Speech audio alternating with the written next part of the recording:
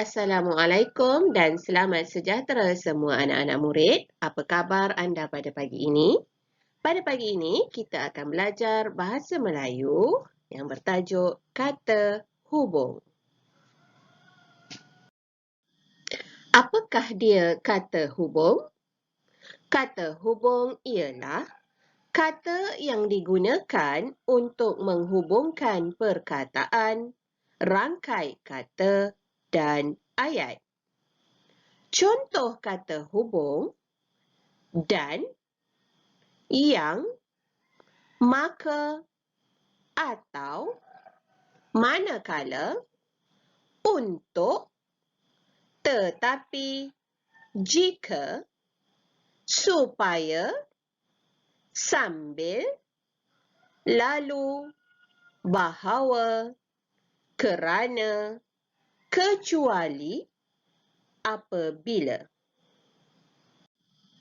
Mari kita lihat penggunaan kata hubung. Kata hubung dan bermaksud menggabungkan dua unsur yang setara. Kata hubung atau menunjukkan pilihan. Kata hubung sambil sesuatu yang dilakukan bersama-sama. Kata hubung tetapi menunjukkan sesuatu yang berlawanan. Kata hubung supaya atau agar menyatakan tujuan atau harapan. Kata hubung kerana menunjukkan sebab atau alasan. Kata hubung manakala menunjukkan perkara berlawanan. Kata hubung apabila menunjukkan masa. Kata hubung kecuali menunjukkan kekecualian. Dan kata hubung lalu menggabungkan dua perkara yang berlaku berturut-turut. Okey, seterusnya anak-anak murid, mari kita lihat contoh ayat yang menggunakan kata hubung. Ayat yang pertama, Siva dan Raju pergi ke taman. Kata hubung dan. Ayat yang kedua, Daniel menutup pintu lalu menguncinya.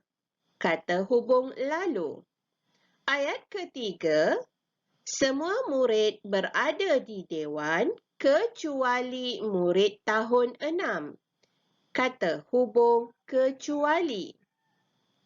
Ayat yang keempat, saya akan pergi ke majlis itu jika saya tidak sibuk. Kata hubung jika. Dan contoh yang terakhir, Seri sangat gembira apabila diumumkan sebagai pemenang pertandingan mewarna. Kata hubung apabila. Baiklah anak-anak murid sekalian, mari kita buka buku teks Bahasa Melayu tahun 4 SJK di muka surat 70. Mari kita sama-sama baca petikan ini yang bertajuk Pencinta Seni. Hobi ayah Dinesh mengumpulkan kraftangan ukiran kayu. Beliau melakukan hobi itu kerana beliau amat meminati seni ukiran kayu. Terdapat pelbagai jenis kraftangan ukiran kayu yang telah dikumpulkan oleh beliau.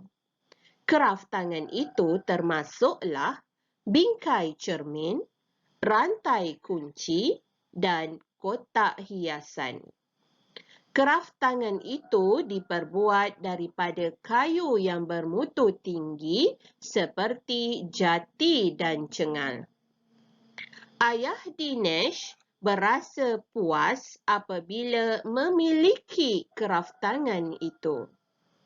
Jika beliau mempunyai masa terluang, beliau akan membersihkan kraftangan itu daripada habuk dan kekotoran. Beliau menjaga kraftangan itu dengan baiknya supaya kraftangan itu kekal cantik. Dalam petikan yang kita baca itu tadi, terdapat 5 kata hubung di dalamnya. Kata hubung yang pertama ialah kerana. Kata hubung yang kedua, dan. Kata hubung yang ketiga, apabila. Kata hubung yang keempat, jika. Dan kata hubung yang terakhir, supaya. Mari kita lihat perenggan di bawah ini. Ibu Geoffrey pula suka mengumpulkan terompah. Terompah ialah penggalas kaki seperti selipar yang digunakan oleh masyarakat dahulu.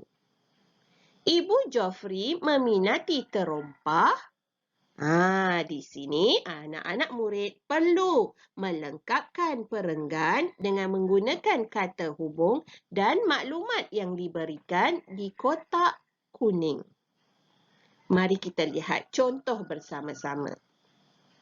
Ibu Geoffrey suka mengumpulkan terompah. Terompah ialah penggalas kaki seperti selipar yang digunakan oleh masyarakat dahulu.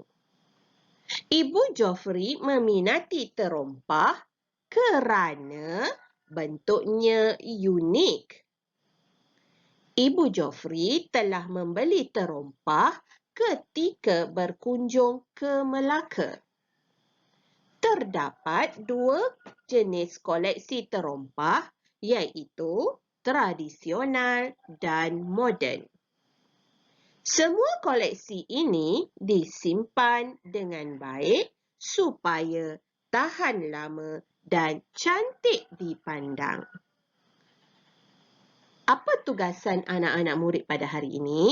Sila salin perenggan Ibu Geoffrey pula suka mengumpul terompah ini dan lengkapkan dengan maklumat yang diberi dan memasukkan kata hubung.